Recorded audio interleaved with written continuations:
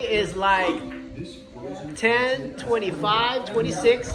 We're at a house in Fremont and the owner has this like party light ceiling. You can see the recessed lights, but then there's like another ceiling underneath the ceiling.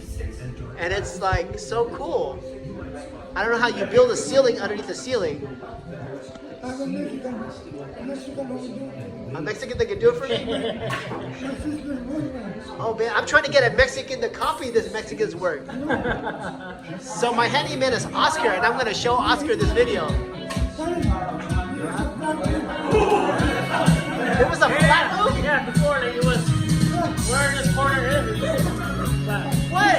From that? Wow. It was leaking. So when you fix it, it might as well like expand it. So the next question is how much? $1,700 with the roof. But only in this room or another room too?